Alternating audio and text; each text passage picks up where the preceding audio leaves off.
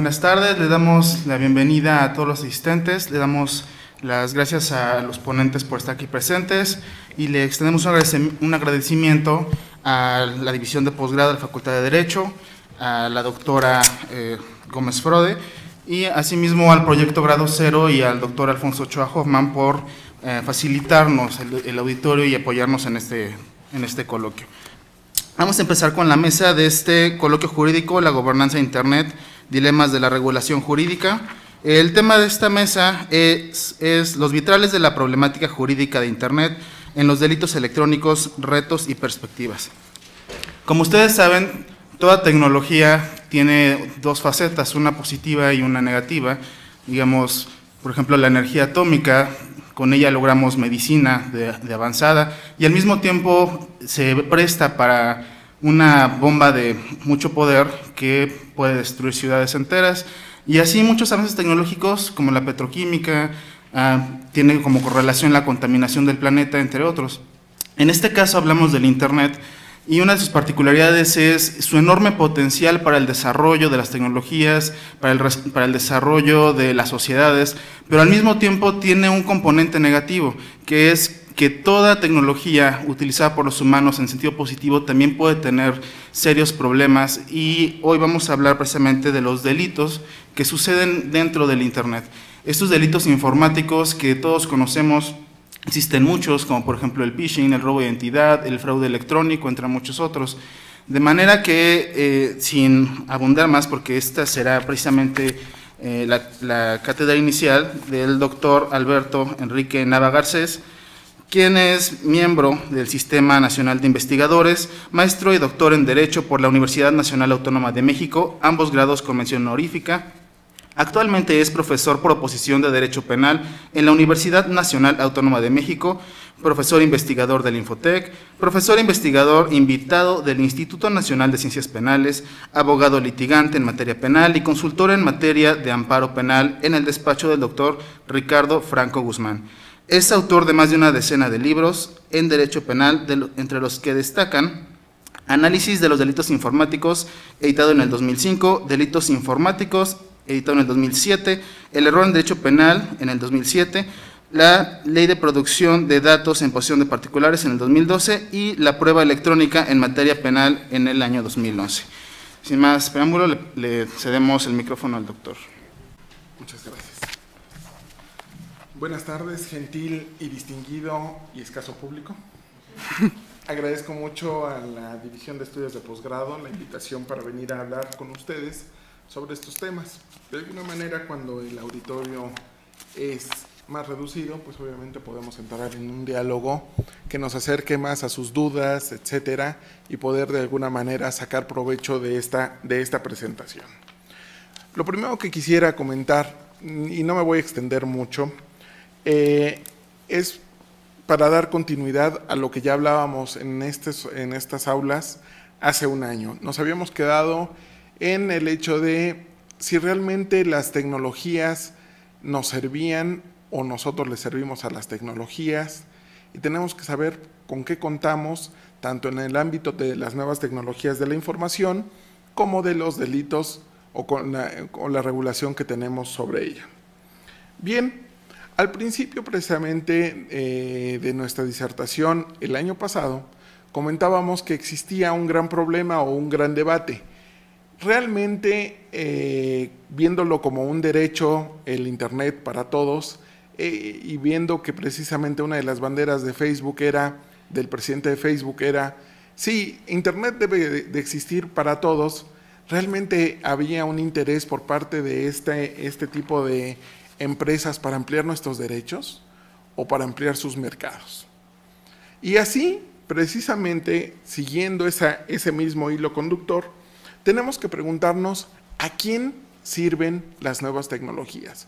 Nosotros encontramos mucho provecho en los nuevos artilugios como el smartphone, que pues tienen muchísimas tareas, realizan pues obviamente cuestiones como sacar fotografías, llevar una agenda, tener contactos. Cuando se nos olvida algo, ya no tratamos o ya no apelamos a nuestra memoria, sino todo lo googleamos. Cuando tenemos una duda de qué significa algo, directamente a Wikipedia.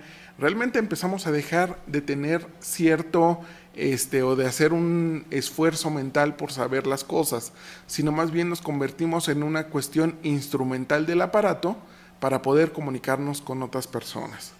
Uno de los grandes problemas que ha habido de un tiempo a la fecha es que, así como hemos visto diagramas donde las personas comienzan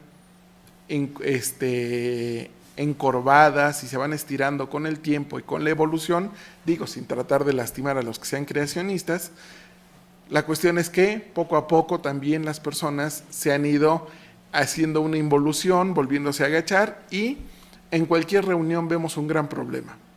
Ya las personas están consultando el celular, ya no se comunican entre ellos, ya la comunicación es escasa. Estamos entre más comunicados, más solitarios que nunca. Y dependemos cada vez más de esta clase de aparatos. En tanto es así que precisamente tenemos que saber si realmente estamos regulados, no estamos regulados en estos ámbitos, o, como yo lo creo, estamos sobreregulados y mal regulados. Hace escasos 2 años realicé un trabajo para la Organización de las Naciones Unidas en donde me pedían hacer un ejercicio. ¿Cuántas leyes hay sobre Internet y nuevas tecnologías en América Latina?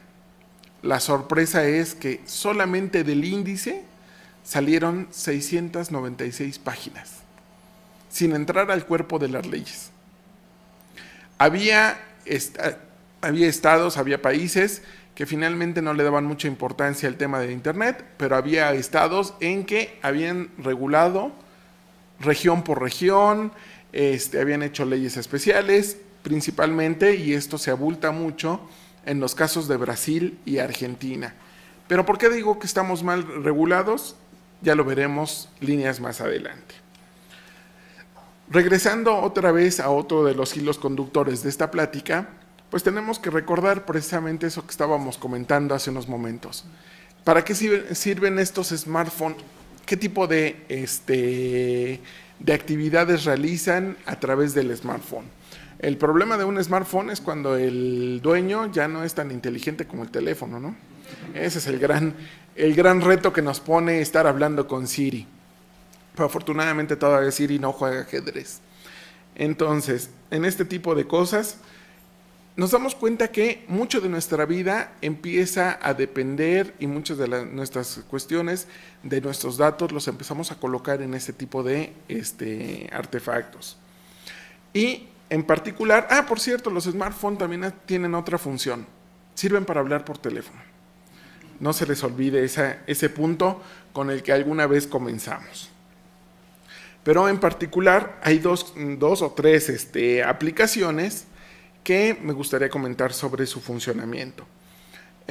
Ubican Foursquare, ubican Waze, ubican Navigon, Google Maps y algo que se llama Facebook.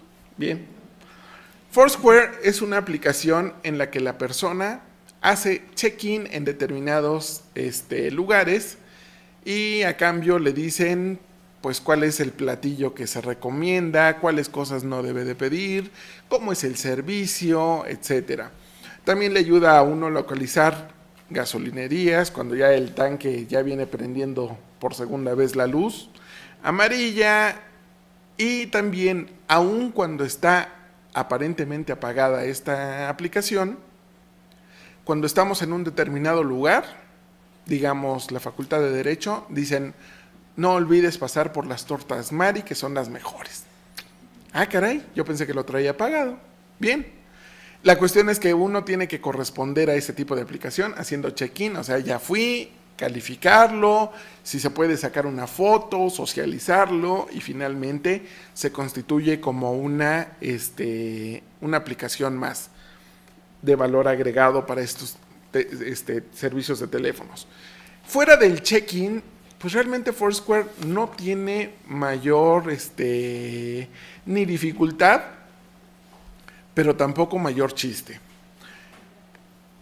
Y con eso, pues obviamente nos damos cuenta que la mayor parte de los teléfonos actualmente ya tienen una forma de establecer en dónde nos encontramos. Una cuestión que puede parecer sexista y demás, pero ni modo, es parte de nuestra naturaleza, es que los hombres regularmente cuando estamos perdidos no preguntamos. Y nos dicen, oye, ¿por qué no preguntas en la esquina? No, yo ahorita doy, soy muy bien orientado. No preguntamos a nadie. Pero para eso también ya aparecieron precisamente dispositivos que orientan en cuestión de GPS y que pues a uno lo ubican en la ruta. Algo que obviamente hace enojar al sexo femenino porque dicen, oye, nunca me haces caso a mí, pero a la computadora sí. Y tenemos Waze, Navigón, Google Maps, que de alguna manera nos establecen cuáles son nuestras rutinas y nuestros viajes más comunes. Así como estábamos hablando de Foursquare, pues también Waze, Navigón y todo este tipo de aplicaciones van guardando una determinada rutina de nuestros viajes. En pocas palabras, nosotros estamos diciendo dónde estamos. Por último, Facebook y algunas otras aplicaciones de redes sociales tienen una función similar. Aun cuando la persona no acepte o no quiera divulgar en dónde se encuentra, queda registrado desde dónde está mandando determinados mensajes. Una cosa es que no quiera y más bien que no se haga público, pero no que no quede registrado. Y al respecto, pues obviamente iremos entrando a nuestro tema. ¿Qué es lo que no tenemos en nuestra regulación en los delitos informáticos? Pues miren, hemos sido muy erráticos para legislar en materia informática. En Sinaloa, hace ya muchísimos años, se presumía de tener la primera ley o los primeros tipos penales en materia informática. Pero ¿qué pasaba si el delito ocurría desde Durango? Impunidad. Una persona no podía alcanzar o ser juzgada si en otra entidad no se considera como delito. En el caso de la legislación federal, tuvo un momento cumbre que se desinfló al poco tiempo. Se incorporan los delitos en el artículo 211 bis 1 a 211 bis 7 en 1999 en la legislación federal y aplicaba de alguna manera al Distrito Federal porque eran un solo cuerpo legal. Pero justo en 1999 el Distrito Federal obtiene como una de sus facultades para la Asamblea hacer su propio Código Penal. ¿Qué significa? Que esos delitos informáticos que se estaban estableciendo ahí, de pronto quedaron atrapados con una serie de candados que obviamente son parte de nuestra legislación. ¿Cuáles son esos candados? Artículo 104 constitucional, artículo 50 de la Ley Orgánica del Poder Judicial de la Federación. ¿Qué dicen? Pues que solamente serán delitos federales y se atenderá sobre los delitos que se cometan en el Código Penal Federal de acuerdo a las circunstancias y a los sujetos que padezcan el delito. ¿Qué significa? Que si un particular resiente el daño, no se le va a poder aplicar el Código Penal Federal. Mala tarde entonces para esta clase de delitos. Además, fueron incorporados por una moda nada más, sin saber cuál era la naturaleza de los propios delitos. El legislador en aquel momento estaba legislando en un cuarto a oscuras. Sin saber de qué se tratan las nuevas tecnologías, trató de colocar los delitos donde mejor pudo. ¿Cuáles eran las discusiones en aquel entonces para colocar el delito? ¿Qué era lo que estamos protegiendo para empezar? Y los temas más recurrentes que podrán ver de la época del 99 era, estamos protegiendo privacidad o intimidad. Y los colocaron en revelación de secretos. Total, ¿quién se va a dar cuenta? ¿Qué es lo que estamos protegiendo? Digo, hay peores legislaciones, ¿no? En el Distrito Federal la usurpación de identidad está junto al allanamiento de morada, que se parecen mucho, ¿no? Entonces, pues con ese tipo de erratas, se colocaron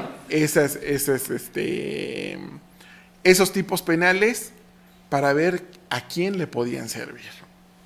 No han servido, en realidad no han servido. ¿Qué pasó? Que en 2001, después de lo que pasó en las Torres Gemelas, Estados Unidos le interesó más el tema de combatir la cibercriminalidad. Impulsó, fíjense, como siempre, impulsa, pero no firma, el convenio de cibercriminalidad de Budapest. Empuja a los estados europeos a que protejan las cuestiones informáticas, pero Estados Unidos se mantiene al margen. Y si se mantiene al margen Estados Unidos, pues México sigue la misma pauta. Y miren que México es muy dado a la firma fácil, ¿eh? Ya alguna vez en 1982 fue a Estrasburgo a un convenio europeo, digo, ¿por qué nos van a excluir? Sobre cumplimiento de sanciones para personas europeas que pudieran caer en México. ¿Cuándo íbamos a tener una francesa acusada de algún delito, de secuestro, y que tuviera que cumplir la sanción en Europa? No, jamás a firmar. Pues bien, así como firmó Estrasburgo, no firmó Budapest. Se quedó en el tintero y así se ha quedado durante todos estos años. La mayor parte de América Latina no entró a Budapest, solamente algunos, ya lleva por lo menos tres estados firmantes, pero América Latina se ha mantenido muy rezagado en ese ámbito. Bien, las tecnologías cambian. Cuando ocurre Budapest, no teníamos WhatsApp, no teníamos el Facebook como lo tenemos, no existía Twitter. Así que de alguna manera estamos hablando de una legislación antiquísima. Ya le podemos llamar antediluviana, porque de alguna manera no está acorde a lo que estamos viviendo al día de hoy. Bien, ante este panorama, pues a mí se me hizo también fácil hacer una consulta a PGR. Y PGR, que siempre ha sido muy magnánimo conmigo, me contestó. No le quería yo entrar en muchas profundidades, porque a lo mejor PGR no me contestaba, ¿no? Solo le dije, como cuando uno invoca a un fantasma, no me digas qué, ni no me digas cuándo, ni nada. Solo dime si existe alguna investigación por algún delito informático. O sea, no estoy buscando violar ninguna ley de datos, nada por el estilo. Y PGR me dijo, sí, en 5 años hemos tenido una investigación por el 211 bis 3. Y una cortesía que se le agradece es que me dice, y no sabemos cómo vaya a salir, si haya sentencia o no. Todos los días oímos que cuestan millones y millones la usurpación, la clonación, los particulares viven azorados si hacen compras en internet o no. Y nuestros delitos informáticos solo registraban, en materia federal, un caso. Algo anda mal, no somos eficaces. ¿Qué es lo que sí funciona? No hay que irse con un mensaje pesimista. ¿Qué es lo que sí ha funcionado? Bien, la mayor parte de los delitos informáticos, en tratándose de cuestiones fuera de la información, atacan cuestiones de patrimonio y atacan cuestiones con delitos clásicos, utilizando como medio nuevas tecnologías. Ahí es donde no andamos mal. Ya tenemos mucha experiencia. El problema es que cuando le decimos a un ministerio público que algo pasó a través de la computadora, se ve que no sabe nada de tecnologías. Ahí tenemos un pequeño problema. Pero, bien, muchas de las cuestiones patrimoniales pueden ser atendidas como delitos clásicos con el nuevo esquema. Pero, aún así, los delitos clásicos tienen también sus propios candados. En el caso del robo, existe, por ejemplo, 4 teorías del apoderamiento: tocamiento, sujeción, desplazamiento y sacar del ámbito de dominio el objeto. En el caso de una transferencia de un personaje que haya encontrado la fórmula de sacar centavito por centavito del banco y pasarlo a otra cuenta, no hay un apoderamiento como tal. No estamos acostumbrados a algo que no sea un apoderamiento físico. Entonces, cuando es un apoderamiento virtual, no hay teoría para eso. Así que ahí tenemos todavía que avanzar un poco en esos terrenos. En el ámbito financiero, precisamente, es donde se ha logrado hacer las modificaciones a los delitos informáticos, porque esa parte sí le interesa a los bancos, porque esa parte sí ha permeado en los bancos y son o han sido los principales afectados. Bien, pero ¿qué teníamos o qué hablábamos sobre la regulación? Sobre la regulación tenemos muchísimas herramientas para investigar. Uno de los puntos cardinales de un delito informático es cómo se investiga, y es donde llevamos mayores ventajas. Lamentablemente esas ventajas no las hemos puesto los abogados, las han puesto los ingenieros, que saben cómo funciona el artilugio y nos enseñan el camino para encontrar no computadoras sino usuarios. Se ha llegado muy lejos en ese ámbito. ¿Con qué lo soportamos? Bien, lo soportamos con una ley nueva de telecomunicaciones, con un Código Nacional de Procedimientos Penales y con una serie de leyes que se han ido modificando para poder estructurar pruebas electrónicas. En el campo del nuevo sistema de justicia penal, pues finalmente el juez deja de ser perito de peritos y tendrá que estar apoyado irremediablemente por alguien que sepa de cuestiones informáticas. Y bien, con estas herramientas hemos llegado precisamente a tratar de contestarnos las primeras preguntas que hacíamos en esta breve disertación. ¿A quién sirven?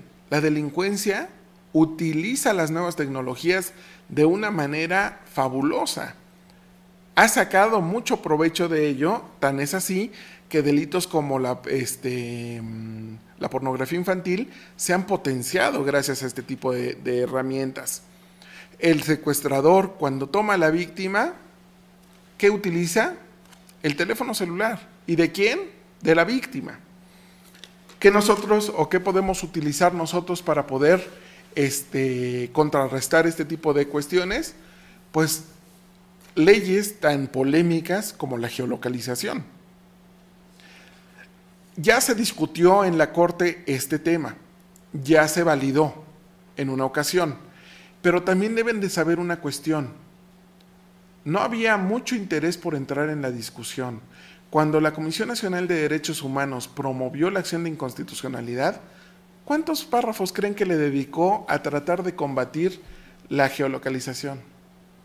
3 o 4. Esa fue toda su argumentación.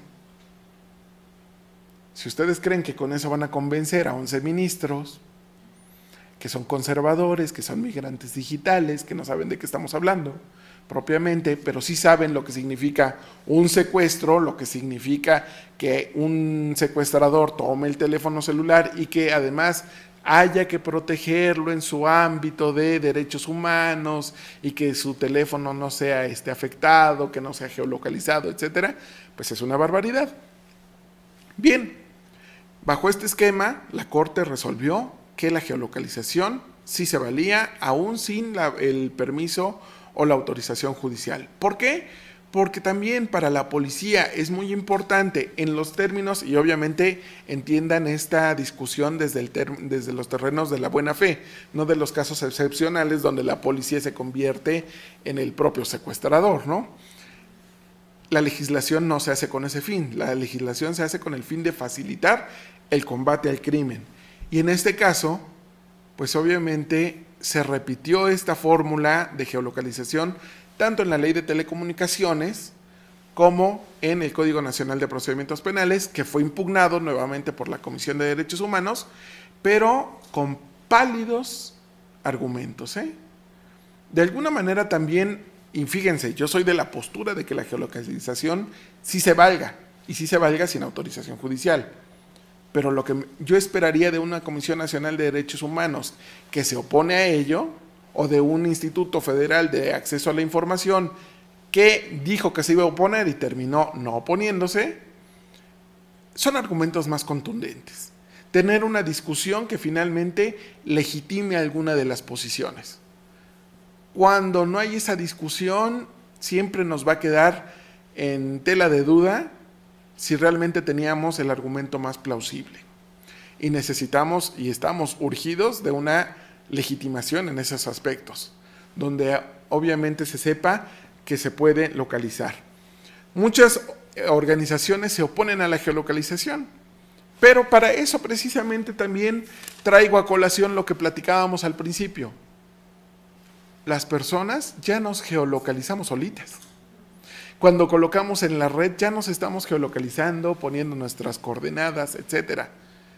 Pues dejemos, ya que estamos poniendo ese punto en la discusión, pues dejemos que las autoridades nos geolocalicen en caso de que estemos en peligro. Por lo pronto eso sería todo. Muchísimas gracias. Gracias.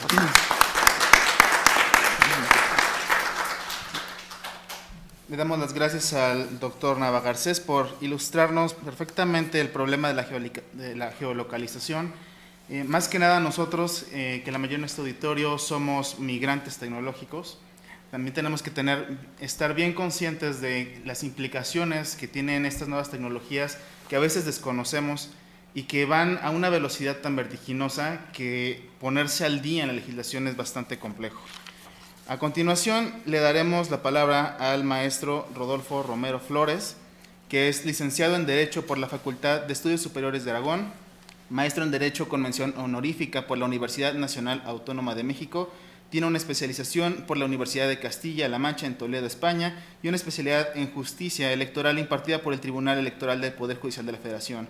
Es profesor titular B, tiempo completo, de la Facultad de Derecho de la Universidad, docente mediante convenio de la UNAM en el Instituto de Estudios Judiciales del Tribunal Superior de Justicia del Distrito Federal y en el Senado de la República, miembro de la Federación Iberoamericana de Asociaciones de Derecho e Informática, FIADI, coautor del libro Voto Electrónico, Derecho y otras implicaciones, coautor y coordinador del libro Jurismática, las nuevas tecnologías, el derecho y el derecho, obra homenaje a la trayectoria del doctor Julio Tellez Valdés, y se ha desempeñado como asesor en el Consejo General del Instituto Federal Electoral y ha fungido como asesor en la Junta de Coordinación Política de la 52 Legislatura del Estado de México, realizando proyectos legislativos sobre nuevas tecnologías y derecho, coordinador de proyectos y vinculación a distancia de la División de Educación a Distancia de la Facultad de Derecho de la UNAM, y en la actualidad se desempeña como coordinador del Centro de Cómputo de la propia Facultad de Derecho de la UNAM.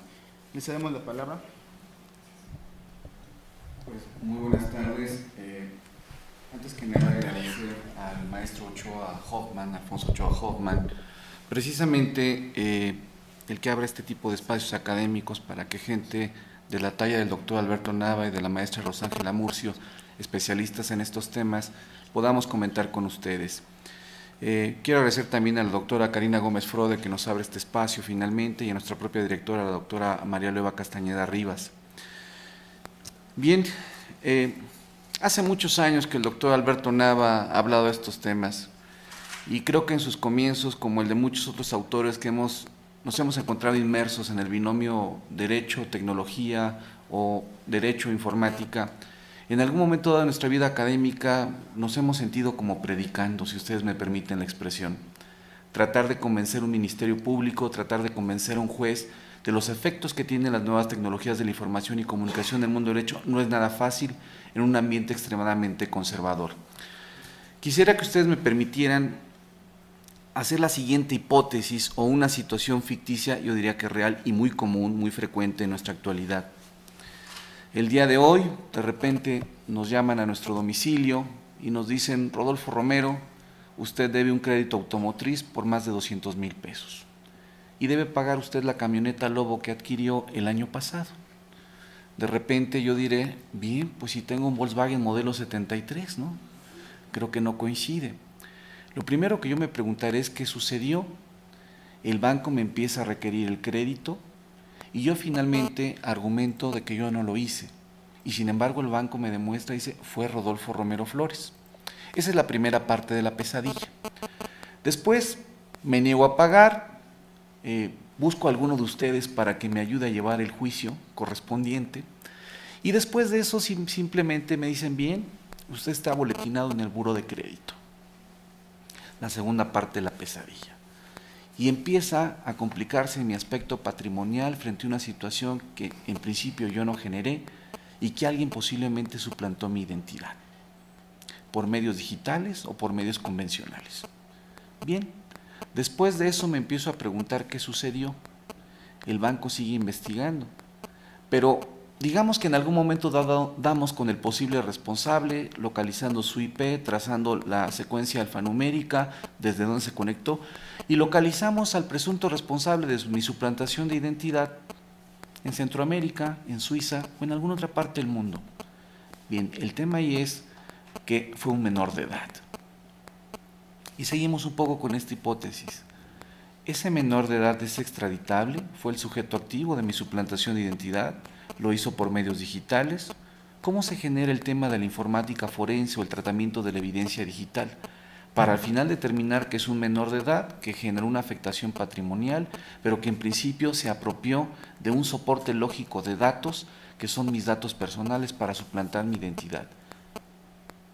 Bien, pues no es una ficción, es lo que comúnmente enfrentan ya en la actualidad la sociedad del siglo XXI. Esto serán conductas crecientes y el tema es si tenemos la debida tipificación de este tipo de conductas, porque aquí tenemos que hacernos cargo de algo. Lo decía acertadamente el doctor Alberto Nava. Podemos hablar de delitos cibernéticos, delitos telemáticos, delitos electrónicos, delitos vinculados a las nuevas tecnologías, o podemos hablar de conductas tradicionales solamente asociadas a medios telemáticos o informáticos, porque hay las dos teorías. Una que sostiene que no existen los delitos cibernéticos y la otra que sostiene que por la naturaleza de las conductas que se generan y porque en materia penal en nuestro país, por analogía, no podemos aplicar un tipo penal, creo que estamos migrando a la regulación de una serie de conductas. El grave problema que tenemos, como decía el doctor, desde 1997 el Código Penal de Sinaloa establece el tema de los delitos informáticos.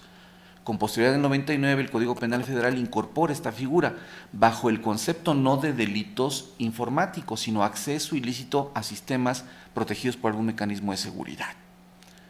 Y aquí el tema es finalmente ese. Si las conductas que actualmente están previstas en nuestra legislación penal y finalmente también en la legislación local penal, ¿qué es lo que buscan proteger? ¿Cuál es el bien jurídico tutelado? Intimidad, privacidad, un aspecto patrimonial, revelación de secretos, allanamiento de morada, ¿no? Algo equivalente a la violación de correspondencia cuando está en el correo electrónico. Bien, aquí tenemos un grave problema, una asimetría normativa en determinar que hay un tipo penal federal o varios tipos penales federales, pero que también los legisladores locales están regulando en algún momento dado el tema. Aquí el problema es qué bien jurídico estamos tutelando. Y cada día en este esquema los sujetos activos de los delitos cibernéticos se empiezan a multiplicar. Y hasta este momento no hay un concepto unívoco de delitos informáticos. Nadie se ha atrevido, al menos legislativamente, a dar un concepto. Creo que a nivel mundial ha habido un déficit en este aspecto. Pero el tema es que cuando hablamos de los delitos o las conductas asociadas a este tipo de elementos vinculados a tecnología, encontramos una multiplicidad de conductas. Ya se decía acertadamente nuestro moderador. Hoy hablamos de farming, hablamos de phishing, hablamos de dumpster diving, perdón mis anglicismos, pero hablamos del buceo en la basura para recolectar datos personales y después suplantar la identidad de alguien, de manera digital o de manera convencional. Hablamos del farming, de cómo ir redireccionando inclusive, en este caso, cookies o archivos temporales de internet para derivarnos en un sitio que pensamos que es banamex.com, pero no lo es. O simplemente la captura de información financiera. Bien, usted debe actualizar su tarjeta de crédito porque si no en 24 horas se le bloquea. Y les llega a través de spam cada día a su bandeja de correo electrónico. Bien, esa es parte de la complejidad. Pero finalmente también tenemos que hacernos cargo que este tema de los delitos cibernéticos, desde la gobernanza en Internet, tiene un punto de partida: la seguridad de la información. Información personal, información de las empresas, información de instituciones. Es lo que buscamos en un todo proteger. Y bajo este esquema tendríamos que hacernos cargo que este tipo de conductas va a ser creciente en este siglo. Llámenle suplantación de identidad, llámenle acceso ilícito a los sistemas informáticos protegidos por algún mecanismo de seguridad, pero bien, van a ser conductas recurrentes en nuestro siglo. Este tema se vuelve un problema, yo diría, de seguridad nacional. Es un problema que se tiene que atender. Lo decía acertadamente el doctor. Pues bien, Un banco nunca va a decir que alguien finalmente hackeó o craqueó o robó información de sus cuentavientes. Sabemos algunas cifras, la policía cibernética, si se le denuncia, como decía, en muchos años solamente una averiguación previa y hasta ver, no creo que no se ha consignado a nadie, ¿no? El tema es que la complejidad de este tipo de delitos asociada finalmente a un tipo penal que suele ser complejo en su redacción legislativa o adolece de una falta de técnica legislativa, nos genera un problema. Y aquí el tema es qué papel tenemos los abogados frente a este tema, porque decía el doctor, un ministerio público cuando uno le plantea un asunto dice, pues, ¿cómo le entro aquí? Cuando se les plantea a los miembros de la Corte, que es prácticamente el espectro radioeléctrico y finalmente que es la geolocalización, le dedican escasas 4 líneas. Bien, pues aquí el tema, el papel del abogado tiene que ser un papel de formación de recursos humanos especializados para enfrentar este tipo de cuestiones. Yo no dudo que el día de mañana, si muchos de ustedes son litigantes, llegue algún cliente y les diga, bien, me suplantaron mi identidad por medios digitales. Y ustedes se preguntarán, ¿y cómo le entro a este tema? ¿No? Buscaremos al doctor Alberto Nava, finalmente, ¿verdad? Pero, o nos ponemos a llorar, ¿no? El tema es precisamente formación de recursos humanos especializados. Por eso digo en un momento dado, bajo mi perspectiva, que el tema de los delitos cibernéticos o la seguridad de la información es un trípode. ¿Y por qué un trípode? Está asociado al tema de ciberseguridad, está asociado al tema de los delitos cibernéticos, pero también está asociado al tema de la informática forense. Miren, estos son algunos antecedentes o instrumentos regionales en materia de ciberseguridad. En efecto, como ustedes se pueden dar cuenta, partimos un poco de los compromisos de Túnez, pero también del convenio de cibercriminalidad de Budapest de 2001. Decía el doctor, México está muy inclinado a ceder con facilidad a cierto tipo de presiones externas, diplomáticamente hablando, y hoy estamos valorando, precisamente hace un par de meses hubo unos foros en la Secretaría de Relaciones Exteriores junto con la Procuraduría General de la República, discutiendo si debemos o no adherirnos al convenio de Budapest. Y al final, haciendo un poco el análisis, vemos que gran parte de los elementos que integran este instrumento regional al que deseamos adherirnos son incompatibles con nuestro marco constitucional. Pero de todas maneras, el delegado del convenio de Budapest en México nos dijo, oigan, ¿y para cuándo? Pues sí, déjenme ver o déjenme analizar, es la respuesta del gobierno mexicano. Y al final estamos valorando si nos adherimos o no, Cuidado, este es un proceso muy delicado. Bien, hay una agenda sobre ciberseguridad global, la Unión Internacional de Comunicaciones lo ha impulsado, está la Red Europea sobre Cibercrimen, existe un Centro Europeo sobre Cibercrimen en 2013, y vamos viendo un poco cómo empieza a crecer este tema a nivel internacional con instrumentos regionales, con algún tipo de política pública para abordar el tema de los delitos cibernéticos. Desde luego que este tipo de temas relacionados a la ciberseguridad tienen estos sectores verticales, y aquí hay dos muy importantes: formación de recursos humanos especializados, es decir, ministerios públicos que cuando integren la carpeta de investigación sepan cómo tratar la evidencia digital.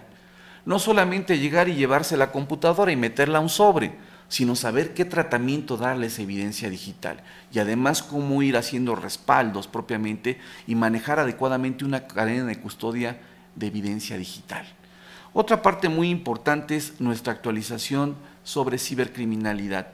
En efecto, el hecho de que en pocos años tengamos una sola agente por el 211 bis 3, pues implica que algo no está funcionando en el tipo penal, o no está funcionando la informática forense, o el área responsable de la Procuraduría General de la República tiene un déficit de recursos humanos especializados. Entonces creo que ahí hay que ver un poco el tema también de cómo actualizamos.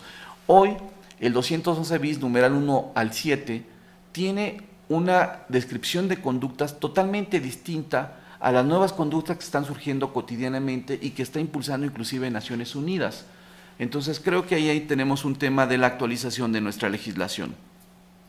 Otra parte muy importante es que, digamos, ¿quién establece el rol de órgano coordinador sobre esta temática? ¿Va a ser la Presidencia de la República? ¿Va a ser la Policía Federal? ¿Va a ser la Secretaría de Gobernación a través de la Comisión Nacional de Seguridad?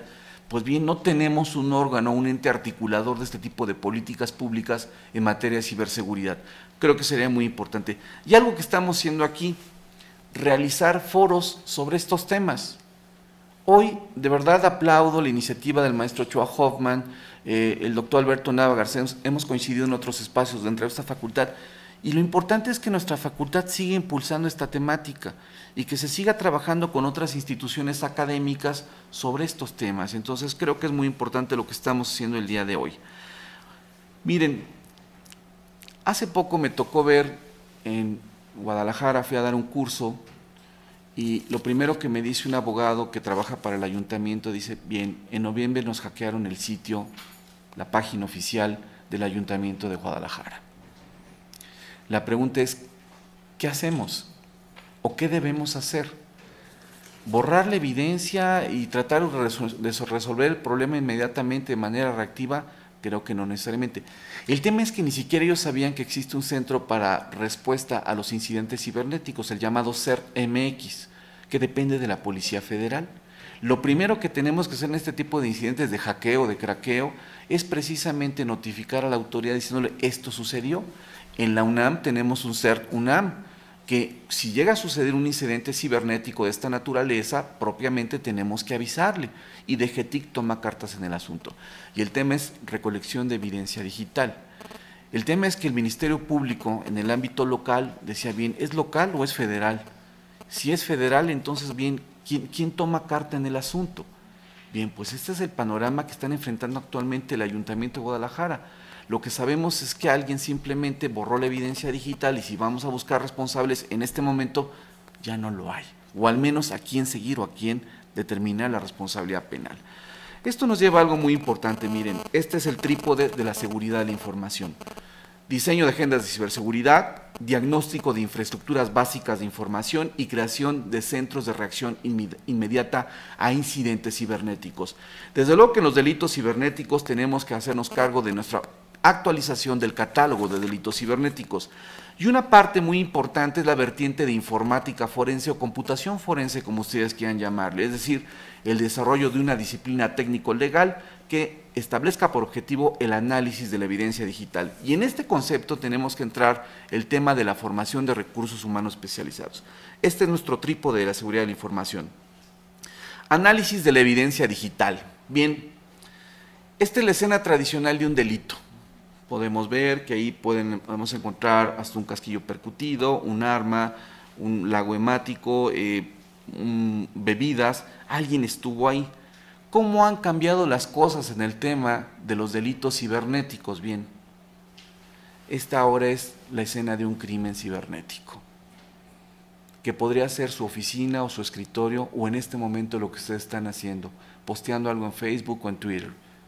Esa puede ser la escena de un delito cibernético. Aquí, ¿cómo analizarlo? Pues bueno, viene el tema de la informática forense. Y aquí encontramos, miren ustedes, que ahí que podríamos analizar, ¿no? Pues puede ser que en un momento dado, pues primero el disco duro, pero resulta que el disco duro borraba la información. Bueno, ¿hay alguna aplicación para recuperar esa información? Pues tal vez sí. Podemos encontrar que hay un registro de llamadas telefónicas, podemos ver algo relativo, podemos saber uno de los procesos que llevó la computadora y analizar un poco esa parte. Podemos ver inclusive en un momento dado, pues qué sucedió en algún proceso que manejó el ordenador en ese momento. Podemos revisar un disco duro externo, o simplemente revisar el bote de basura y ver que algo sucedió ahí. Bueno, pues ahora sí han cambiado un poco el contexto de los delitos cibernéticos. La forma de investigarlos trata y está vinculada directamente a la informática forense. Esto es lo que a priori podemos establecer como informática forense o computación forense, simplemente asociadas a elementos de evidencia digital. Y cuando vemos un poco esta nueva disciplina técnico-legal, pues tenemos que hacernos cargo de algo: identificar la evidencia digital, preservar la evidencia digital, cómo extraer la evidencia digital y finalmente cómo analizarla, y una vez que la analizamos la evidencia digital, cómo interpretarla. Pero aquí viene una parte muy importante: una vez que se interpreta la evidencia digital, hay que presentársela al Ministerio Público, hay que presentársela al juez, y aquí este es el papel que tenemos nosotros como abogados. Ya la informática, la evidencia digital, no es un asunto de ingenieros, debe ser un asunto de nosotros los abogados. ¿Por qué? Nosotros vamos a ser el enlace, el puente, el traductor con las autoridades en materia de seguridad ciudadana, de procuración de justicia, para presentar la evidencia digital. Y si un abogado logra hacer una buena presentación de la evidencia digital, creo que estamos orientando muy bien al juez o al Ministerio Público para integrar un asunto. Esto es básico. Nuestro papel ahora tiene que volverse proactivo. Y tenemos que ir de la mano al efecto de los propios ingenieros en sistemas, licenciados en informática. Ya no es un discurso, ya no es una disciplina alejada del mundo del derecho, es una disciplina que debe estar dentro del mundo del derecho. Esta parte es muy importante, reitero, porque creo que en un futuro las conductas asociadas a la aplicación de tecnología se seguirán incrementando. Y creo que nosotros como abogados tenemos que darle una respuesta a la sociedad. La pregunta y la reflexión que dejo para todos nosotros en este foro es si estamos a la altura de las circunstancias o no. Y si no estamos, pongámonos a trabajar. No solamente que nos preocupe, sino que nos ocupe. Y entonces sería deseable que en el posgrado de esta propia facultad empecemos a incorporar esta temática. Ya el doctor lo hace desde licenciatura, ya hay algunos diplomados con opción a titulación vinculado a tecnologías de la información y comunicación, pero actualmente en el plan de estudios del posgrado, y es un ejercicio de autocrítica, no contempla este tipo de disciplinas. La materia de informática jurídica simplemente se erradicó del programa, quedamos en la orfandad varios maestros, no sé, el doctor Alberto Nava, la maestra Rosángela Mucio, Noé Rianda y todos, y no ese es el tema de que nos hayamos quedado sin disciplina. El tema es que ustedes finalmente no les estamos acercando esta temática, y mientras otras instituciones van avanzando en el desarrollo de estos estudios, nosotros nos estamos quedando al margen. Universidad de vanguardia, facultad de vanguardia, vamos a ponernos a trabajar. ¿Les parece? Bien, muchas gracias.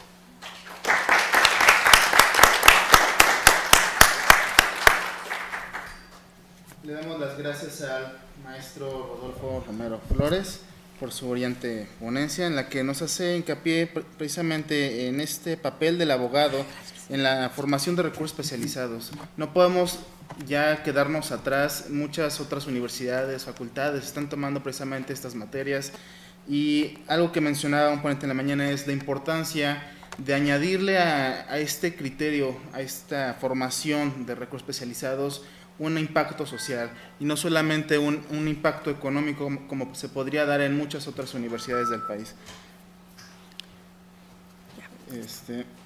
Bueno, a continuación, la maestra Rosángela Murcio Aceves, que es licenciada en Derecho con estudios de posgrado por la Universidad Nacional Autónoma de México, catedrática en la materia de Técnicas de Enseñanza del Derecho y Didáctica y Metodología Jurídica en la misma institución desde el año 2001 a la fecha. También cuenta con especialidades en habilidades docentes y técnicas de desarrollo grupal, aspectos pedagógicos en licenciatura, Derecho Constitucional, Derecho Penal, así como diversos cursos sobre procedimiento de evaluación y modelos académicos por la Universidad Tecnológica de México. Es catedrática en institución en las materias de Derecho Penal 1, 2, Derecho Procesal Penal y Clínica de Derecho Penal, Derecho Económico, Bursátil, Mercantil, Amparo y Clínica de Amparo, Negocios Internacionales, Derecho Internacional Público, Instituciones Financieras desde 1995 a la fecha, y en las mismas materias, además de Derecho Corporativo para la Universidad del Valle de México. En cuanto a su desempeño laboral, ha fungido como asesor jurídico de la 55 legislatura del Congreso de la Unión, postulante en despachos particulares y asesor en materia penal constitucional, así como gerente jurídico en la Vicepresidencia Jurídica de Grupo Televisa. Cedemos el micrófono. Muchas gracias. Pero creo que, a ver si creo que ahí queda perfecto. Bueno, primero que nada agradecer a la División de Estudios de Posgrado de esta Facultad de Derecho y sobre todo agradecer a los alumnos por su gran actividad y gran esfuerzo para armar este tipo de eventos que son muy necesarios. Me gusta mucho ver a la comunidad del alumnado trabajar en proyectos comunes a fin de poder dar a conocer información, pero sobre todo actualización jurídica, como es en este caso los temas novedosos al hablar de delitos informáticos. Primeramente quiero decirles a mis compañeros que estoy muy agradecida de volver a ver a personas desde hace muchos años que no nos veíamos, y también de escuchar sus palabras, porque bien ciertas, pero me han causado miedo. La verdad es que ahora ya traigo miedo y dicen que los últimos seremos los primeros. ¿Por qué me causa miedo? Y miedo y a la vez me siento a salvo porque desde hace rato estoy buscando la red de internet para mandar un mensaje y no puedo. Entonces, por un lado me siento a salvo de que los sistemas de internet y el acceso a internet no sea tan fácil, porque bueno, no me puse en riesgo, ¿no? Ese podría ser un avance. Y la segunda situación de la cual no me siento a salvo es de pensar que los medios de comunicación cada vez están en constante avance y que esto es una turbulencia muy rápida, muy veloz, sobre todo a los que somos de generaciones anteriores a las de ustedes, que son unos chiquillos, pues sí nos cuesta trabajo enfrentarnos a los sistemas computacionales e informáticos, por un lado, y por otro, colocarlos en situaciones de riesgo. ¿Será que como adultos pues estamos buscando la perspicacia del daño que nos pudieran causar? Y mucho más cuando uno se dedica a los asuntos penales, a la persecución de los delitos penales, porque en este caso pues crea una psicosis. Quiero comenzar retomando algunos puntos de lo que comentaban mis compañeros sobre la necesidad de transmitir información. Recuerden que es una necesidad normal, contemporánea, pero además añeja y adherida a los seres humanos el hecho de comunicarse con otros. Y si pensáramos desde los hombres primitivos hasta la actualidad, pues hemos evidenciado avances muy, muy rápidos, pero sobre todo tecnológicos de hace muy pocos años a la fecha, con muy altos alcances. ¿A qué voy? Pensando en asuntos prácticos, no hace mucho, una madre de familia acude al despacho a pedir una información, una asesoría respecto a la supuesta agresión que recibe su hija a través de las redes sociales. Y entonces nos dice que es una jovencita de aproximadamente 12 años, que ella sube información en el Facebook, que con autorización de sus padres crea una cuenta, un muro, en donde la información que sube pues es el día a día de un diario que sucede en la escuela. ¿Qué ocurre? Que dentro de esa red que se crea escolar, pues los compañeros empiezan a opinar sobre su estatus, primero sobre si les cae bien o no les cae bien, luego empiezan a opinar sobre si tiene novio o no tiene novio, luego empiezan a opinar sobre su situación social, económica, hasta que llegan a un punto de la intimidad. Y entonces en esa liga de información empiezan a hablar sobre cuestiones sexuales. Y estamos hablando de cuestiones sexuales en niños de 12 años, que ya no me asusta porque ahora ellos saben mucho más de información que los adultos. Claro. Y entonces en este sentido, cuando empezamos a leer los comunicados que había con sus compañeros, había compañeros muy, muy agresivos, que calificaban la conducta de la chica, pero además discriminaban a la chica, atentando contra no solamente su intimidad, sino contra su propio prestigio, porque además abrían el muro a la posibilidad de que si bien la chica no había permitido que se viera esa información solamente para los miembros de la escuela, pues ellos a su vez habían propagado la información al compartirla con sus propios seguidores. ¿Esto qué implicaba? Pues que si no era famosa, se volvió famosa en muy poco tiempo y que al final de toda esta situación pues podría haber hasta un daño psicológico de identidad personal y de todo su futuro, tanto académico como personal y como ser humano.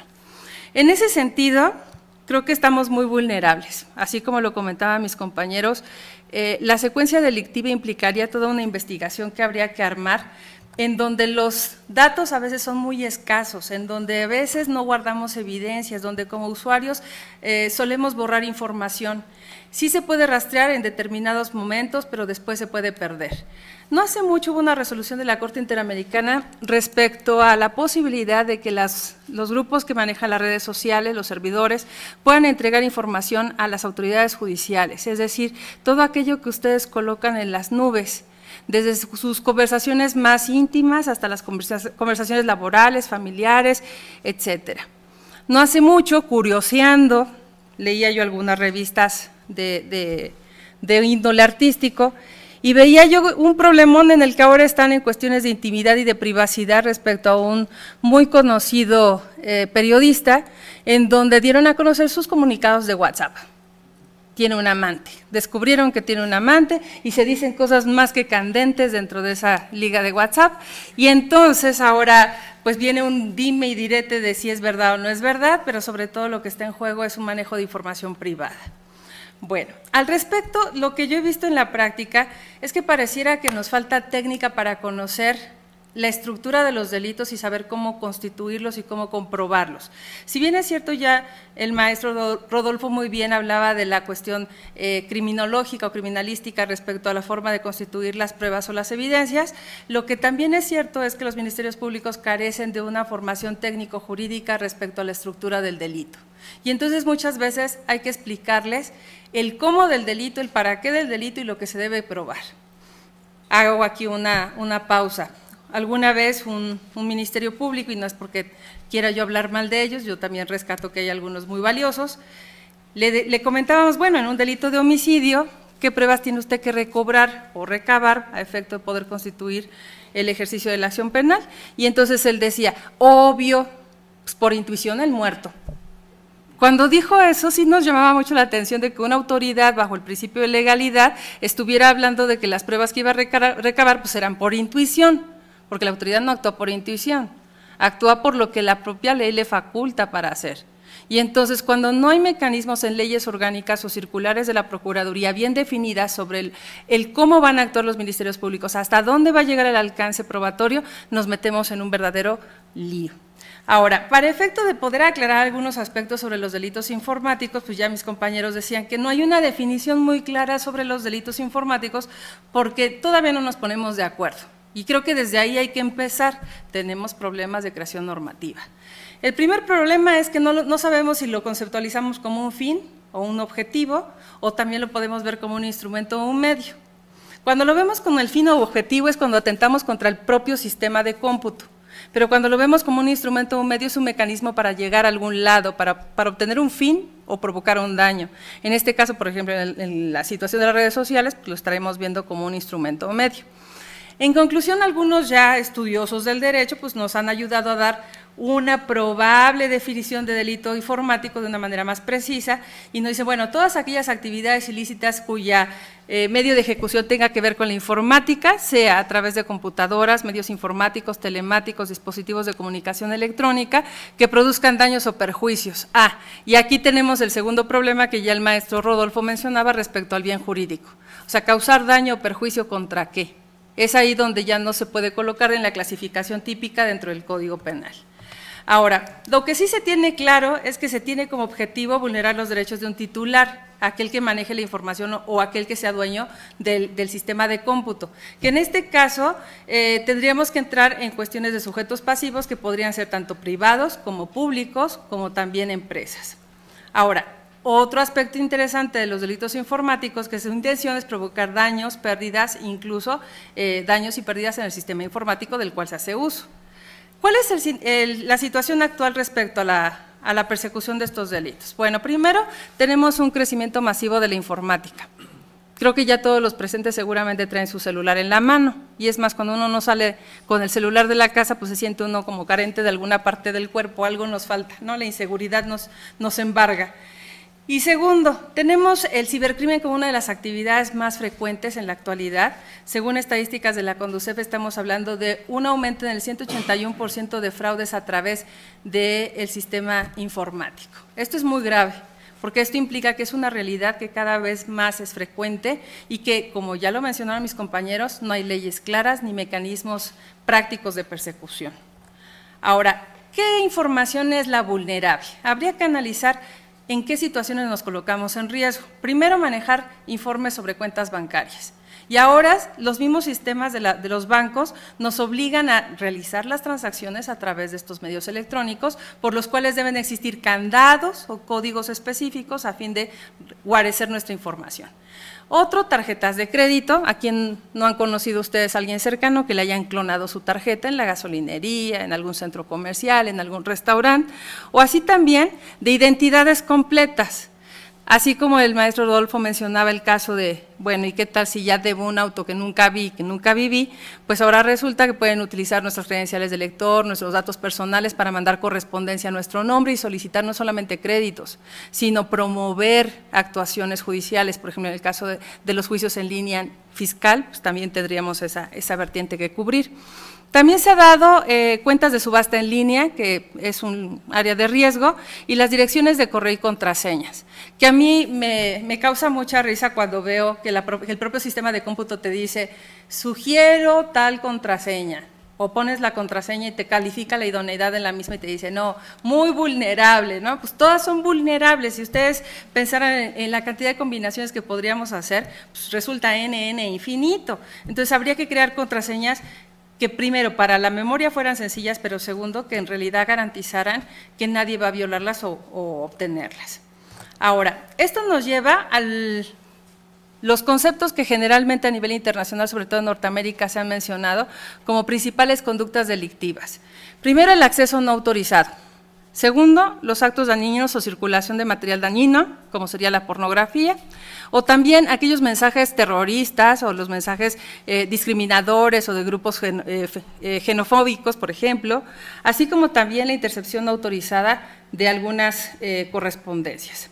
Aquí más o menos les traje o quise darles una idea de cuál es la estadística actual de los pocos asuntos que quizás no llegan a tribunales, pero que sí se pueden ver dentro de las averiguaciones previas, que también son muy escasas, sobre la forma de participación y cuáles son las más frecuentes. De todos modos, si gustan esta información, se las dejaría para que ustedes puedan analizarla con detenimiento. Lo que sí es una realidad es que los estados de la República no están exentos y entonces tenemos estados con mayor incidencia y menor incidencia. Hasta ahora los de menor incidencia se encuentra Baja California, dentro de los estados con mayor incidencia está el Estado de México, Distrito Federal y Nuevo León.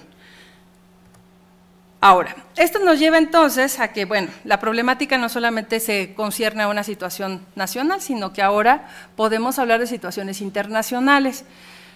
Por ahí un fraude muy famoso de una entidad africana en donde ellos manejan tiempos compartidos, pero además de tiempos compartidos, premios internacionales de viajes al fin del mundo si tú quieres, con ganancias de millones de euros, y entonces en tu página del correo, en tu correo, aparece un mensaje en donde dice, has ganado el premio más grande de tu vida, elige dónde quieres ir.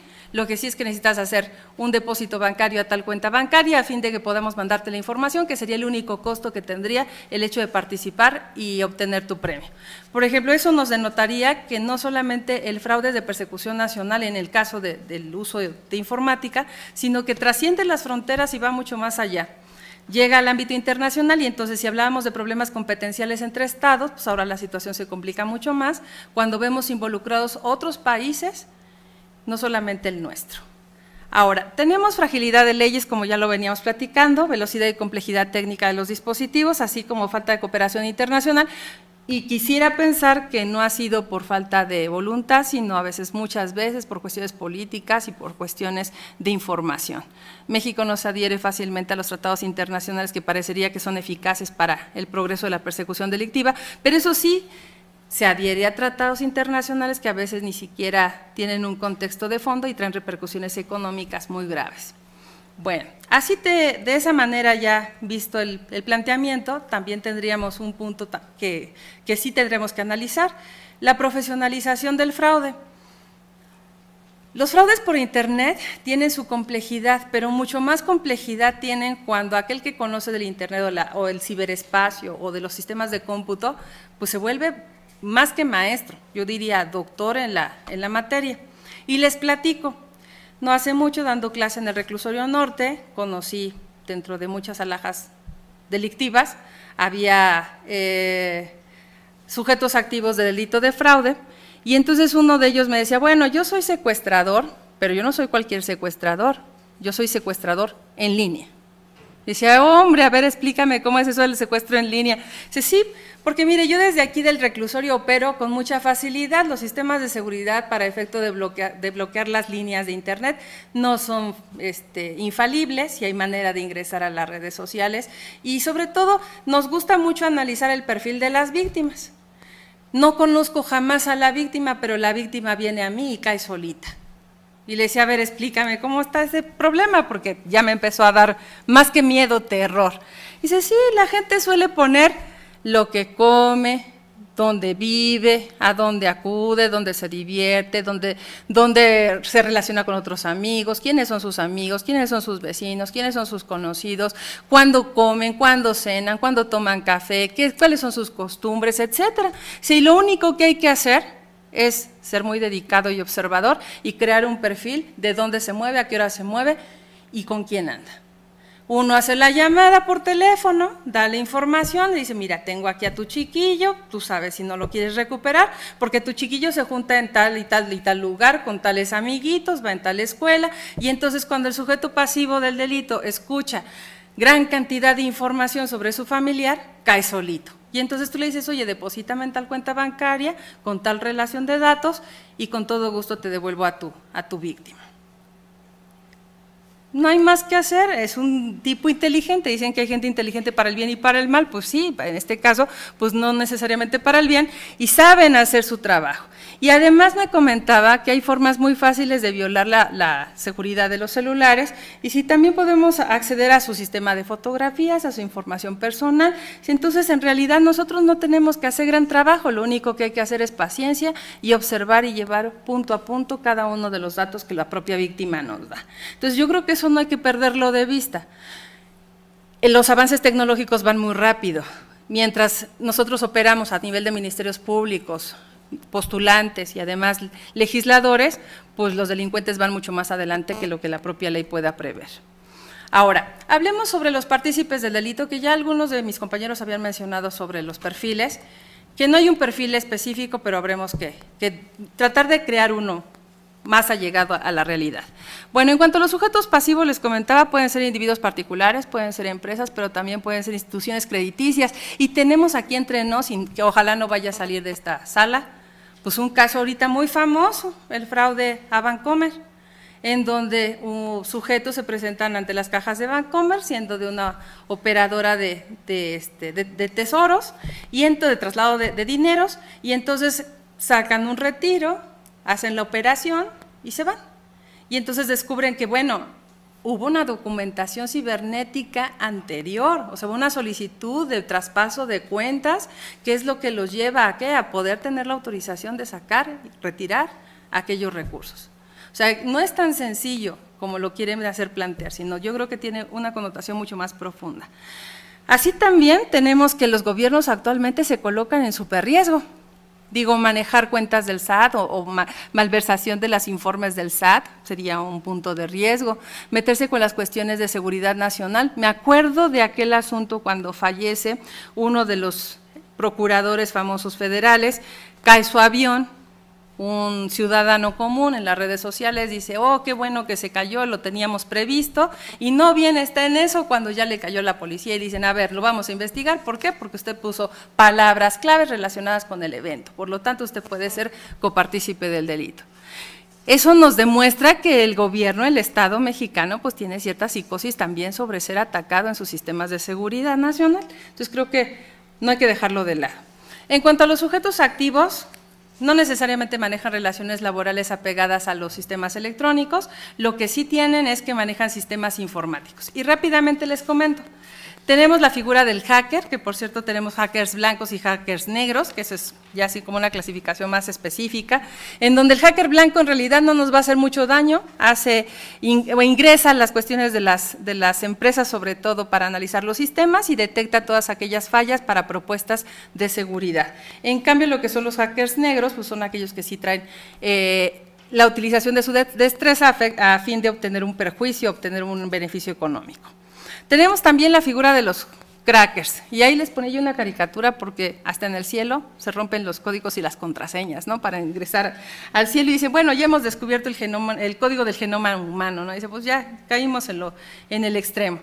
También tenemos los coders y los phreaking, que también ya han platicado eso sobre el uso de los virus en Internet, y que no solamente da en el sistema de cómputo tradicional, como serían las tablets o las computadoras, sino también los dispositivos son susceptibles de ello, al igual que aquellos que están siendo expertos en clonación telefónica. Tenemos los copy hackers, que son aquellos que generan toda una ingeniería social y electrónica o dinámica sobre el Internet, pero no necesariamente son hackers, intentan hacerlo, aparentarlo, y se parecen a estos, a los que se llaman lammers, que normalmente son aquellos que quieren lucirse como conocedores de la informática, descargan programas que les permiten hackear cuentas o hackear información o bajar videos sin autorización y proliferarlos, y se sienten hackers, ¿no? Pero no necesariamente lo son. Así también tenemos conductas internacionalmente reconocidas, y una de las más documentadas es sobre el gusano Morris. No sé si ustedes hayan escuchado sobre esta conducta. En 1988 fue el primer caso famosísimo en donde un individuo, estudiante de una universidad famosa, desafiando los sistemas de seguridad del Estado norteamericano, sube un gusano electrónico, y ese gusano lo que hace es bloquear cuentas, pero además distraer información, y entra a los códigos ultrasecretos del Estado norteamericano. Esto genera, pues, no solamente psicosis, sino la creación del equipo de respuesta ante emergencias informáticas en Estados Unidos, y a partir de ahí, pues, le ponen mucho más énfasis también a la creación de seguridad legislativa. También tenemos los botnets, que son programas de software controlados a distancia, en donde seguramente ustedes han recibido las actualizaciones de Acrobat o de algún sistema operativo en donde les pide que, pues, hay elementos nuevos y que habría que bajarlos. Y dices, oye, yo nunca los he querido bajar. Pues sí, pero la propia computadora ya lo hizo porque tuvo una orden a distancia. También tenemos los wares, que son los piratas del software, que esos son los que violan los códigos alfanuméricos a fin de llegar al ingreso de propiedades industriales, sobre todo de patentes, de marcas, en empresas muy grandes, y los daños son enormes, lo que se puede provocar es enorme. Así también tenemos el hacktivismo, que aquí es el uso de las redes sociales o de las redes de Internet para cuestiones antinucleares, ambientalistas, lo que son Greenpeace, antiguerras, también pro derechos humanos, movimientos sociales. En el caso del movimiento zapatista, a lo mejor ustedes han escuchado al respecto, que seguramente así ha sido, ellos también han hecho uso de las redes para efecto de propagar información. También tenemos el ciberpandillerismo, que se encarga de hacer expresiones racistas, discriminatorias o xenofóbicas. Acá abajo les ponía yo algunos ejemplos, así como también los mercenarios y traficantes de información, principalmente enfocados al espionaje o el sabotaje de información, el robo y venta de identidad, encubren actividades ilegales, piratería de software y también lucran con el mismo. Tenemos grupos terroristas y grupos extremistas que también usan este tipo de medios, al igual que los cibergrafitis, que se encargan de amenazar, dar mensajes ridiculizantes o burlas sobre determinados personajes. Y ahí también les ponía algunos ejemplos, y el famoso phishing, en donde quien no cae resbala, ¿no? Aquello de corrobore sus cuentas bancarias, necesitamos corroborar la información a fin de que su tarjeta de débito, crédito o de cuenta de cheques pueda ser válida, si no, mañana que quiera usted sacar dinero no podrá hacerlo. Y entonces la gente entra en psicosis y da los datos. Tenemos también el robo de identidad, pero no solamente de las personas, sino los robos de identidad de las páginas de Internet. Se hacen pasar como páginas certificadas que no lo son, y la gente vierte su información particular o muy personal. Los spammings, quien no ha recibido spam de a montón, ¿no? Es informaciones sobre cuestiones sobre todo mercantiles o comerciales, que inundan nuestro correo electrónico, pero muchas veces van acompañados de virus, de gusanos y de otros espías que pueden sacar información de nuestros sistemas electrónicos. Bueno, ¿esto a qué nos lleva? Independientemente de las formas conductuales, de que hasta en la técnica hay que aclarar algunos términos. Una cosa son los delitos computacionales, otra cosa son los ataques informáticos, al igual que los delitos informáticos. Insisto, los delitos computacionales utilizan como medios la informática. Los ataques informáticos no necesariamente constituyen conductas ya tipificadas, son comportamientos inadecuados, inapropiados, que pueden causar daño, sí, pero que no necesariamente están regulados. Así como también, ya lo habíamos visto, ataques o delitos informáticos. Esto implicaría que se utilizan el sistema informático como medio, pero también tiene una opción de fin, ¿no? Causar el daño en general. Ahora, yo me quiero ir un poquito más adelante a la cuestión de cómo se han clasificado hasta ahora estos delitos. Y creo que aquí podemos encontrar algo muy claro. Ya algunos autores a nivel internacional, sobre todo en la Unión Europea, nos han hablado de que podríamos hablar de delitos informáticos relativos a la finalidad que buscan o al daño que producen. Y entonces habría una cierta clasificación sobre delitos contra el patrimonio, delitos contra la intimidad, la seguridad pública y las comunicaciones, falsificaciones informáticas y contenidos ilegales en Internet. Esto nos llevaría entonces a qué hacer con un marco normativo deficiente, como ya mis compañeros lo mencionaban, y en la práctica qué hacer y a dónde acudir.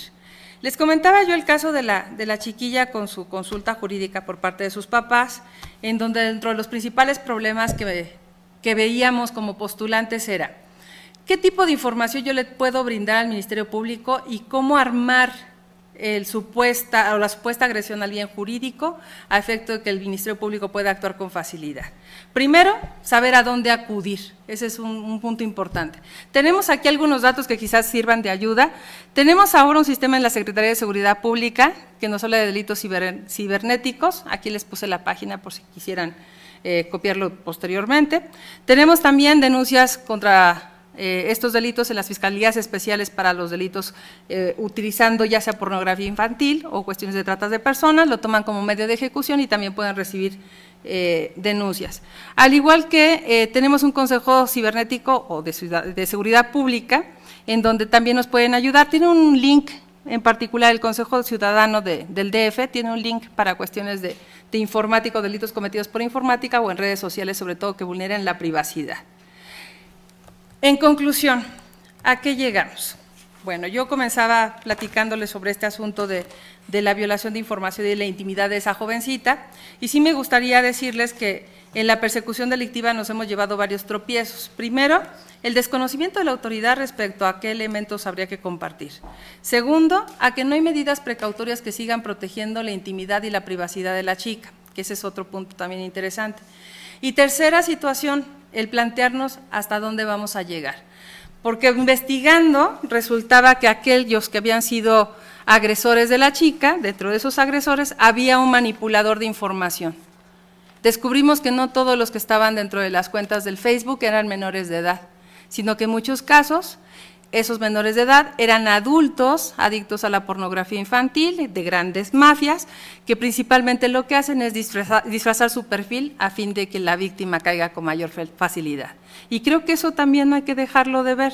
En la realidad tenemos todo un protocolo de actuación, deficiente o no, pero además, insisto, los sujetos pasivos, los sujetos activos se van profesionalizando.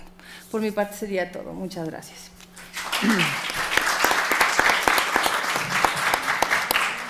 Le agradecemos.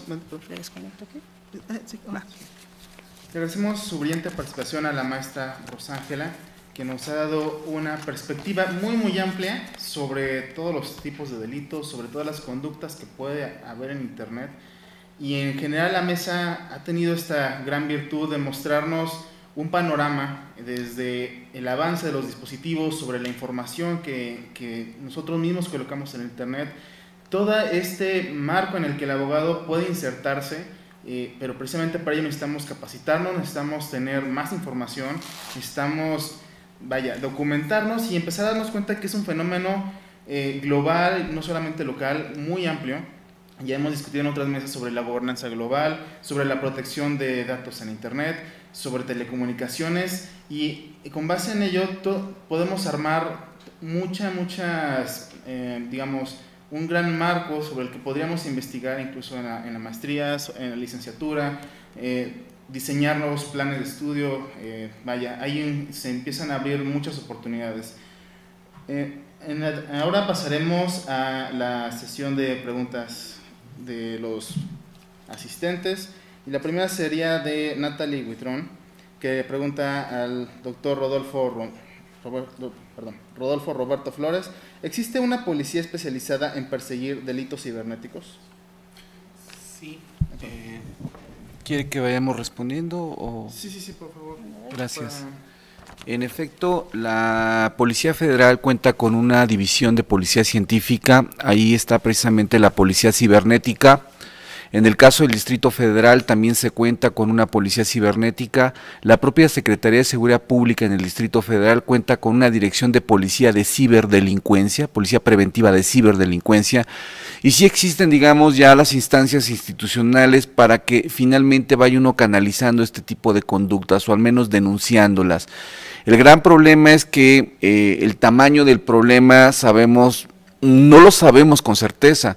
La misma Policía Federal ha reconocido en foros académicos que no tiene estadística confiable sobre el cual generar una política pública. Sabemos algún tipo de denuncias, pero sobre un universo de 40,000 denuncias, y lo que no se ha denunciado, lo que queda en la impunidad, como decía el doctor, creo que es una parte muy importante, pero sí existen las instancias.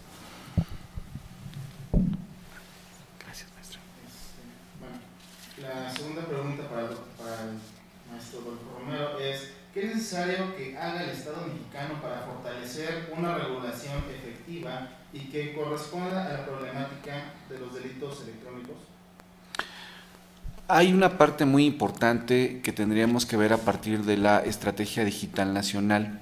Recuerden ustedes que en noviembre del año pasado se publican las líneas estratégicas, se dan a conocer las líneas estratégicas en materia de la Estrategia Digital Nacional. Ahí encontramos ya, y en el Plan Nacional de Desarrollo, algún tema vinculado a la seguridad de la información. Y recientemente, hace un par de meses, se publicaron en Diario Oficial de la Federación el Programa Nacional de Seguridad Pública. Todos en alguna vertiente tocan el tema de seguridad de la información, es decir, ya se empieza a construir una política pública sobre estos temas. Está la legislación, puede ser inconsistente, tener deficiencias, pero al menos ya estamos viendo si, al menos en la Oficina de la Estrategia Digital Nacional, a partir de un proyecto que sea más bien de un programa que se llama Programa de Gobierno Moderno y Cercano a la Gente, asociado a lo que es el Programa Nacional de Seguridad Pública y el Programa de Seguridad Nacional, sí encontramos una preocupación sobre estos temas con la finalidad de crear una política pública. Muchas gracias. La siguiente pregunta de Héctor Solís es una pregunta conjunta para el doctor Rodolfo Romero Flores y el doctor Alberto de Nava.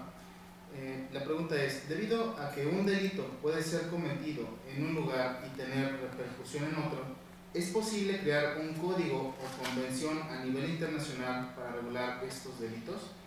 ¿Qué se tendría más en cuenta? ¿El lugar donde repercute el acto o donde se comete el acto?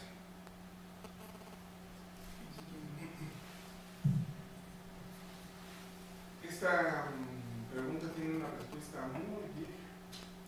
Se llama el principio lex tosi commissibili.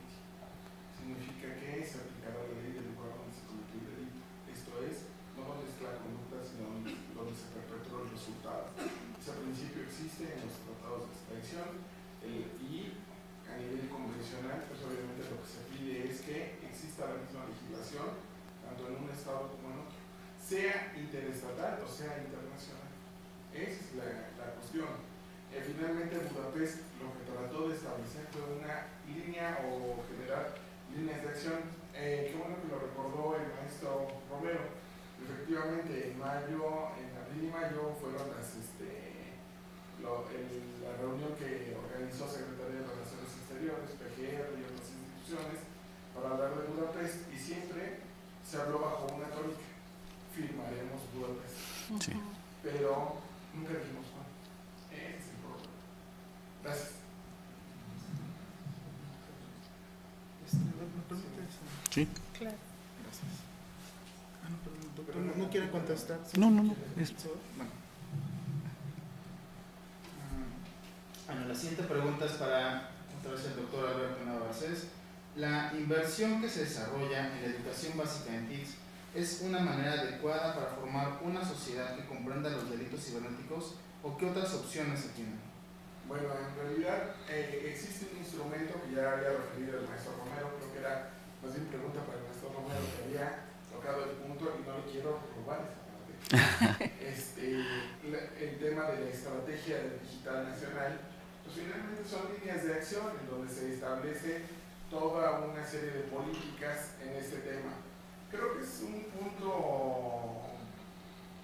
o más bien es necesario hablar también al respecto, y aprovechando la voz, precisamente de dos cuestiones que se enfrentan o que nos permite enfrentar con estos retos. ¿Por qué estamos tan mal en ciberdelitos? ¿Por qué legislamos tan mal? ¿Por qué hemos olvidado tanto eso? Porque los ciberdelitos finalmente afectan solamente a los particulares. En su gran mayoría afectan a los particulares. Hay otro ámbito, hay otro escalón en esto de los ciberdelitos que se llama ciberseguridad, al que se refería la maestra Rosángela Murcio cuando decía hay ataques informáticos. Mientras el Estado, el aparato gubernamental se sienta protegido de estos ataques, lo que pasa en los delitos pues ha quedado precisamente en el tintero. Muchas gracias. Otra pregunta más para usted, doctor. ¿Cómo afecta la reforma de telecomunicaciones a la regulación de los delitos electrónicos? Bueno, es una herramienta de investigación y creo que tenemos que irnos a tratar de romper ciertos mitos que existen respecto de las telecomunicaciones.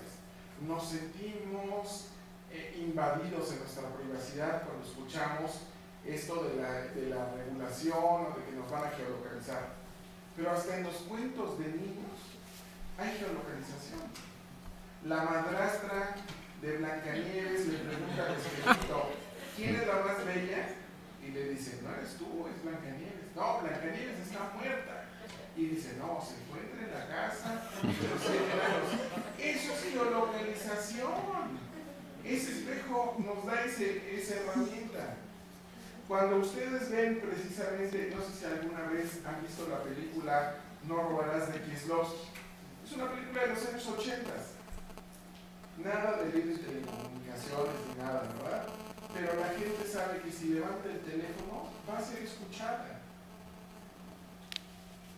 Nunca hemos estado, la geolocalización le ayuda mucho al paranoico. Tiene razón, ¿no? No estamos solos y alguien sí lo está escuchando. Así que no nada más es que él escuche voces, sino también ahí lo escuchan. En este caso, precisamente con este tipo de legislaciones, lo único que hace el Estado es poner en claro el juego que existe desde que nos dieron el teléfono por primera vez hace casi un siglo. Los estamos escuchando. La maestra Roságela Murcio tocó un tema que es verdaderamente sensible. Es la telenovela de los que nos gustan las nuevas tecnologías actualmente. Hace 10 años, la Suprema Corte de Justicia no tenía el canal judicial. Y para repartir o para que la gente conociera su trabajo, repartía DVDs. Ya era una modernidad, ya no eran CDs. Y en el DVD, relativo a las comunicaciones privadas son inviolables, aparece una conductora muy simpática, muy bonita y todo, que dice cómo resolvió la Corte. Y concluye, ya dijo la Corte que las comunicaciones son inviolables. ¿Quién creen que era el amante de Pedro Ferriz? Ella. Paradojas de la vida. Terminó siendo intervenida su comunicación. Tal vez al amparo de la luz del artículo de la reforma que hubo en 2008 de que las personas pueden aportar sus grabaciones, quién sabe, pero ahí está. Así que, pues ahí queda una paradoja hasta en la academia. La siguiente pregunta es para la doctora Roságela Murcio. Desde su perspectiva, ¿qué se debe hacer para garantizar la seguridad jurídica a las víctimas de los delitos cibernéticos? Sí, me la pusieron difícil porque dependerá del tipo de víctima. Antes de contestar eso, y voy a intentar relacionarlo, también creo que se nos ha olvidado tocar el punto de los derechos de autor, de la propiedad industrial, de la vulnerabilidad que hay en ello, no solamente por el aspecto de la piratería de discos, sino también de mecanismos de audio, todo lo que son transmisión de audio, transmisión de señales. Ya por los años 90 hubo un problema entre algunas televisoras por el manejo de información. A lo mejor ustedes reconocen aquel asunto de la mutación o la modificación de partes de telenovelas para un programa de chismes de artistas, en donde recuerdo que uno de los artistas salía de un accidente automovilístico muy grave en la zona del sureste del país, y cuando lo comentaba la conductora decía, es un asesino que ha matado a una bailarina, iba manejando, seguramente estaban en estado de ebriedad, y detrás de ella habían mutilado la obra, de una parte de la obra que era una imagen en donde el actor aparecía con un arma de fuego bajándose de un caballo. Entonces es mutación de la obra, están cambiando la obra en el sentido, en el fin, pero además la están cortando en trozos, pierde su unidad. Ahí entramos en conflictos de derechos de autor muy fuertes, no solamente por el qué habían hecho con la obra y su contenido, sino de dónde habían sacado la información. Y ellos arguían que una vez que la novela había sido transmitida, subía al satélite y dentro del satélite la información era plenamente libre. Y entonces cualquiera podría tocarlo. Digo, eso no es así, se venden derechos, se compran derechos, y al respecto pues sí hubo criterios nuevos para la regulación de derechos de autor con el manejo de este tipo de sistemas de información. Al igual de esta situación se ha dado la idea de a quién le pertenecen las fotos que subimos en el Facebook, en el Twitter. Por ejemplo, vieron no hace mucho el selfie del mono, en donde el mono del zoológico toma el teléfono, se toma una selfie, y entonces habla ahora el titular de la cámara del video y dice, pues yo quiero derechos. ¿Por qué? Porque es mi aparato, con él se lo tomó el mono, aunque yo no sé el mono que se tomó la selfie, ¿no? Entonces creo que entramos en problemas muy complicados, al igual que cuando ustedes suben sus fotografías familiares o suben sus creaciones de presentaciones. Por ejemplo, si yo esta presentación que presenté el día de hoy la coloco en algún sistema o dispositivo, eso implicaría de a quién le pertenece en realidad. O sea, puedo hacerlo público y compartirlo, o en realidad me puedo reservar ciertos derechos.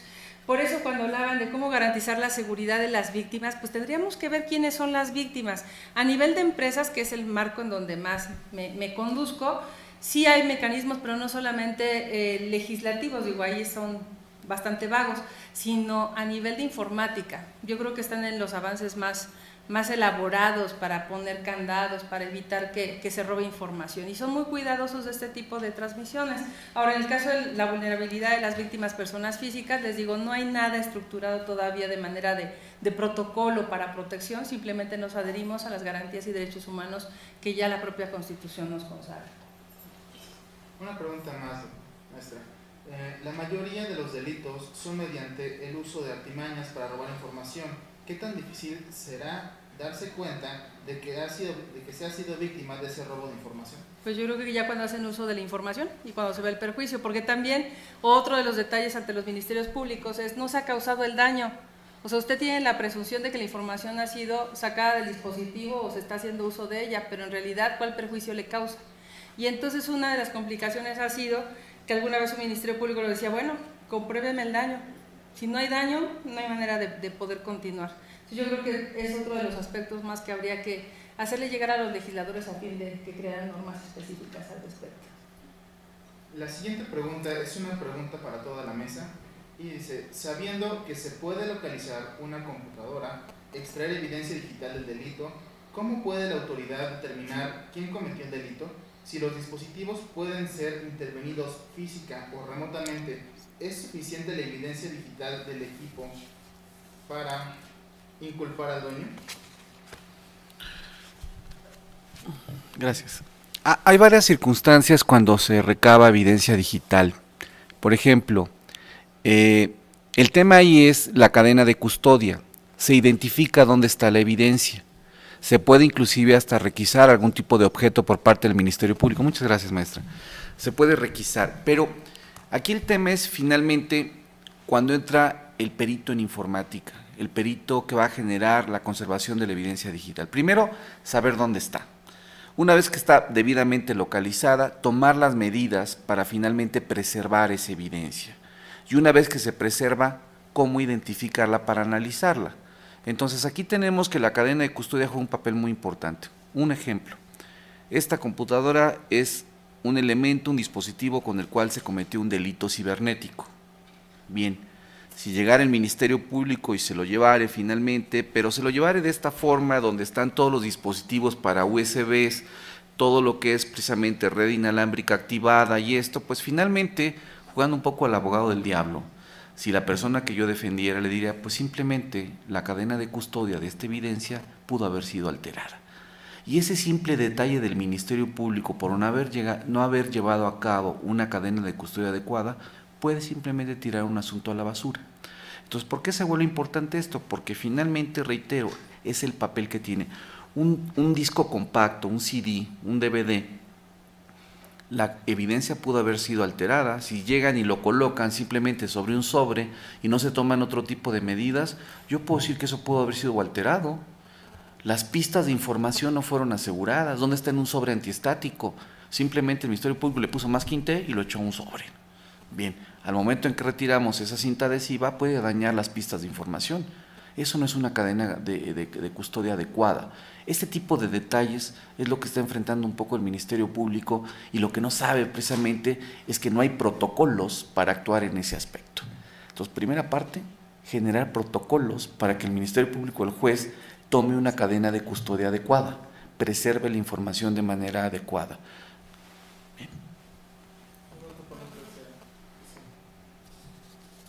En materia de evidencia digital tenemos casos de éxito y casos de rotundos fracasos.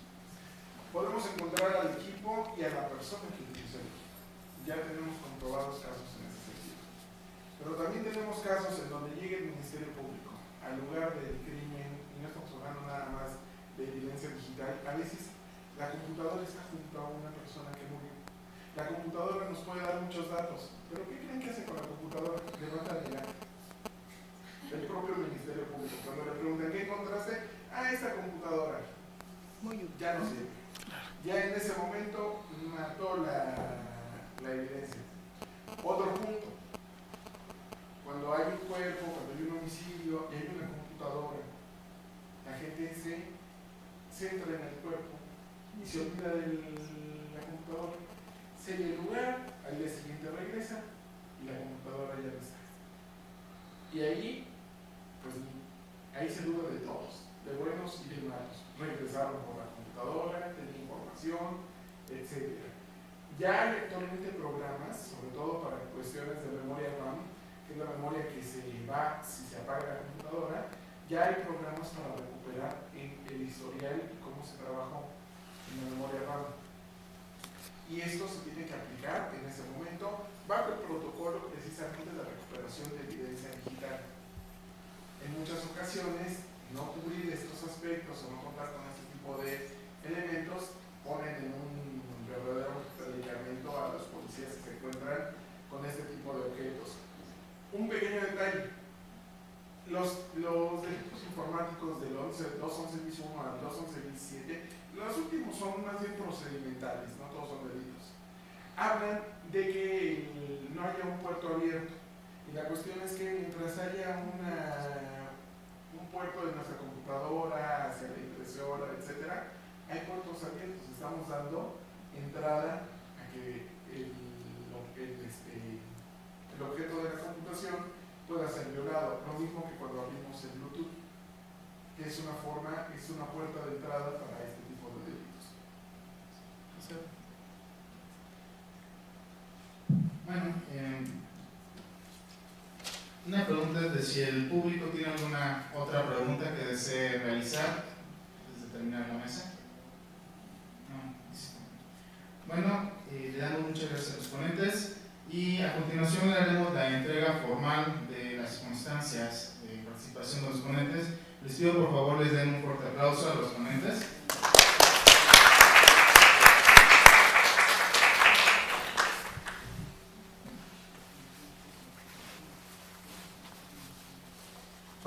Para el doctor Alberto Enrique Nava Garcés. Muchas gracias.